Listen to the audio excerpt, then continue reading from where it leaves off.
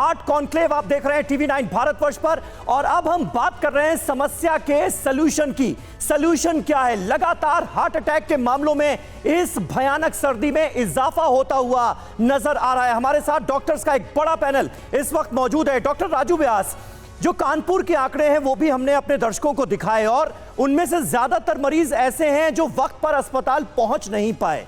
Heart attack आने के बाद या उसकी संभावना के बाद अस्पताल पहुंचना और वो टाइम जिसे गोल्डन पीरियड कहा जाता है, ये कितना इंपॉर्टेंट होता है? कितनी जल्दी हमें अस्पताल पहुंचना होता है और घर से अस्पताल पहुंचते वक्त हमें क्या करना चाहिए? आपके माध्यम से मैं एक तमाम आपके श्रोताओं को ये रिक्वेस्ट करूंगा, निवेदन करूंगा, हार्ट अचानक कभी भी तकलीफ नहीं देता। हार्ट अटैक के आने के पहले बहुत सारी हमें तकलीफ़ें होती हैं या सिम्टम्स होते हैं जिसके द्वारा हम बीमारी को पहचान सकते हैं। जैसा कि मेरे मित्रों ने बताया कि सांस का फूलना, छाती में भारीपन का होना, जलन का होना, छाती के ज़्यादातर क्या होता है कि हम सभी लोग ये मान के चलते हैं कि एसिडिटी हो गई और एसिडिटी के लिए हम जो है एंटासिड्स खाते रहते हैं और उसके बाद में भी जब रिलीफ नहीं मिलता तो अचानक फिर हम अस्पताल पहुंचने की कोशिश करते हैं। गोल्डन पीरियड ये होता है कि अगर हम 90 मिनट से लेके 2 से 3 घंटों के अंदर अगर हम अस्पताल पहुंच जाएं तो मुझे लगता है कि एक ऐसा एरिया है या एक ऐसी बीमारी है जिसका समय पे अगर इलाज किया जाए तो हम करीब 93%, 94% लोगों की। ठीक है, यानी ये बात इंपॉर्टेंट आप कह रहे हैं कि समय पर अस्पताल पहुंचना बहुत जरूरी है। डॉक्टर शैलेश हमारे साथ इस वक्त मौजूद हैं और डॉक्टर शैलेश के हाथ में एक हार्ट का मॉडल नजर आ रहा है। इससे आप क्या बता सकते हैं हमारे दर्शकों को? देखिए, ये समझिएगा, जैसा मैंने पहले भी कहा, हमारे हार्ट के अंदर 3 रक्तवाहिनी होती हैं। मेजरली 2 रक्तवाहिनी लेफ्ट साइड में होती है, एक रक्तवाहिनी हमारी राइट साइड के अंदर होती है। हार्ट को हमने अमूमन 4 चैम्बर के अंदर बांटा हुआ होता है। अच्छा, तो ये दिल खोल कर दिखा दिया आपने। ये 4 चैम्बर हैं। 4 चैम्बर के अंदर सिर्फ एक चैम्बर जो सबसे ज्यादा इंपॉर्टेंट होता है उसको हम बोलते हैं लेफ्ट वेंट्रिकल। और ये समझिएगा, हार्ट हमारे गाड़ी के इंजन की तरह है जी। जैसे हमको जब नई गाड़ी खरीदते हैं, हमें कंपनी ने 5 फ्री सर्विस दी, हमने सर्विस करा ली, उसके बाद सर्विस नहीं की हमने। अच्छा। हार्ट का काम सिर्फ हमारी बॉडी के अंदर, पूरी बॉडी के अंदर ब्लड को लेना और ब्लड को पूरी बॉडी में सर्कुलेट करना होता है। लंग ऑक्सीजन प्रोवाइड करके प्योरीफाई करता है। हार्ट सिर्फ एज ए मशीन काम करता है, घर की मोटर की तरह काम करता है। तो जब भी आपके अंदर कोई भी रिस्क फैक्टर होगा, चाहे आप कोलेस्ट्रॉल ज़्यादा है, आपका स्मोक ज़्यादा करते हैं, आपकी फैमिली हिस्ट्री पॉजिटिव है, आप साउथ ईस्ट एशिया के अंदर रहते हैं जहाँ पे हार्ट डिजीज होने की प्रेवलेंस बहुत ज़्यादा होती है, तो इन रक्तवाहिनी के अंदर ब्लॉकेजेस हो आता है। अगर आप देख पाएँ तो जो लाल रंग की रक्तवाहिनी है ये शुद्ध रक्तवाहिनी कहलाती है, जो हार्ट को खून सप्लाई करती हैं। और जो नीले रंग की रक्तवाहिनी है, गंदा खून हार्ट तो का। इसका तरीका क्या है? मतलब ब्लॉकेज हो रहा है, ये हमें कैसे पता चलेगा? हम पहले ही अलर्ट हो जाएं? ब्लॉकेज यही मैं कहना चाहता हूं समीर, हमारे देश के अंदर हार्ट अटैक हो रहा है, यही बहुत शर्म की बात है। शर्म की बात इसलिए है, हमारे पास ऐसी आधुनिक तकनीक उपलब्ध है जो ब्लॉकेज का पहले से पता लगा सकती है जी। इसलिए हमेशा कहते हैं। लेकिन एक चीज डॉक्टर निश्चित एक चीज भी बहुत इंपॉर्टेंट है, क्योंकि कई लोग सिम्टम्स को समझ नहीं पाते। उन्हें लगता है कि शायद एसिडिटी है, गैस की वजह से सीने में दर्द हो रही है, जलन हो रही है, या फिर बाएं तरफ हाथ में उनके पेन हो रहा है, उनको बहुत हल्के में ले लेते हैं। क्या सिम्टम्स है जिसे हम माने बिल्कुल अलार्मिंग सिचुएशन है, तुरंत हॉस्पिटल भागिए? तो ये सबसे इम्पॉर्टेंट चीज़ है जिसकी वजह से पेशेंट जो है बहुत डिले करते हैं। और जैसा मेरे सहयोगी ने बताया कि हार्ट की बीमारियों में डिले सबसे ज़्यादा घातक सिद्ध होता है और पहले घंटे में अगर आ जाएं तो 90 से ज़्यादा लोगों को बचाया जा सकता है।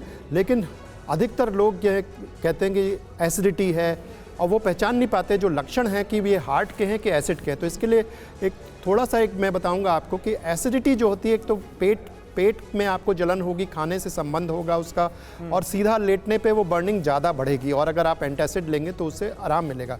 लेकिन जो हार्ट का दर्द होता है वो सेंटर चेस्ट में तो होगा ही, साथ में वो गले में, जॉ में जा सकता है, लेफ्ट आर्म में जा सकता है, पीठ में जा सकता है, और साथ में बहुत ज़्यादा कमजोरी होगी। एक सवाल मेरा ये भी है कि ठंड बढ़ रही है, इस तरह के मामले आ रहे हैं, एक कंफ्यूजन भी रहता है कि ये हार्ट की समस्या है, गैस की समस्या है। फूड को लेकर, खान-पान को लेकर किस तरह की सलाह आपकी रहेगी लोगों को? क्योंकि जाड़े में वाटर इंटेक कम हो जाता है, खाना पीना ज़्यादा हो जाता है और कई तरह की चीज़ें लोग खाते हैं और उन सब चीज़ों का भी हेल्थ पे बहुत नेगेटिव असर पड़ सकता है। आप क्या कहेंगे इस पर? मेरे लिए अच्छा ठीक है डॉक्टर मनोज। डाइट बहुत इम्पॉर्टेंट पार्ट है। आप देखिए कि आप सर्दियों में क्या होता है, सबसे ज़्यादा इम्पॉर्टेंट चीज़ जो मैं दर्शकों को आपके माध्यम से बताना चाहता हूँ कि अल्कोहल इंटेक बढ़ जाता है, और ये बिल्कुल ही पैराडॉक्सिकल है। देखिए, ये एक मिथ्या है कि अल्कोहल लेने से आदमी का शरीर वार्म होता है। चूँकि आपकी पेरिफेरल आर्टरीज डायलेट हो जाती है, फैल जाती है और वाइटल्स ऑर्गन्स को ब्लड सप्लाई कम हो जाता है। तो एक तो सबसे पहले अल्कोहल और स्मोकिंग जो विंटर में बढ़ता है उसको रोकिए। डाइट में आपको देखिए, डाइट में फ्लूइड जो है, फ्लूइड रेस्ट्रिक्शंस कुछ लोगों को होता है जिनकी हार्ट की पंपिंग कम होती है, जिनका इजेक्शन फ्रैक्शन जिसको बोलते हैं उनको कम होती है, उनको पानी उतनी ही मात्रा में लेना है, थोड़ा कम भी करना पड़ता है क्योंकि जो लॉस ऑफ फ्लूइड है बॉडी से, पर्सपिरेशन या स्वेटिंग से सर्दियों में नहीं होती है।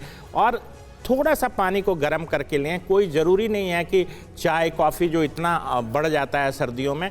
नॉन कैफीन ड्रिंक्स, सिंपल सी बात है, एक गिलास गुनगुना पानी लें, उसमें एक नींबू का स्लाइस डाल के डाल दें। इंपॉर्टेंट भी है सर, छोटी छोटी चीजों को कंसीडर करना इंपॉर्टेंट है। लेकिन डॉक्टर व्यास, मेरा सवाल सबसे इंपॉर्टेंट है कि आप तले फले चीज़ों को अवॉइड करें, क्योंकि फैटी फूड्स का इंटेक भी हमारे यहाँ ट्रेडिशनली हिंदुस्तान में बढ़ जाता है। डॉक्टर व्यास, एक छोटा सा कंसर्न, जैसे हम प्रोफेशनल्स हैं, हम लोग यहाँ पर किसी तरह के वार्म आउटफिट्स में नहीं होते, लेकिन इसी के साथ जिस तरीके से हम आउटडोर में जाते हैं, ये इमीडिएट चेंज नॉर्मल एलर्जी से बढ़कर क्या कोई अलार्मिंग साइंस हो सकते हैं उन सभी लोगों के लिए जो ज्यादा देर तक इंडोर काम करते हैं और इमीडिएटली आउटडोर मूवमेंट एक्टिविटीज पर जाते हैं? हाँ, जैसा कि मेरे मित्र ने भी बताया कि अमेरिका में एक स्टडी हुई कि change of weather, change of temperature के साथ में इंसिडेंस ऑफ हार्ट अटैक बढ़ता है। Exactly. तो ये हमें बहुत ध्यान रखना चाहिए कि जब हम एक वार्म एनवायरनमेंट में जब काम कर रहे हों और जब बाहर निकलें तो उस समय में अपने सरफेस को, स्पेशली जो हेड का एरिया है जहाँ से कि सबसे ज़्यादा जो एनर्जी लॉस होती है, साथ ही साथ पाँव, ये दो ऐसे एरियाज़ होते हैं जिनको अच्छे से कवर करके, चेस्ट को कवर करके निकलें, तो मुझे लगता है कि हम अपने आप को हार्ट अटैक से प्रोटेक्ट कर सकते हैं।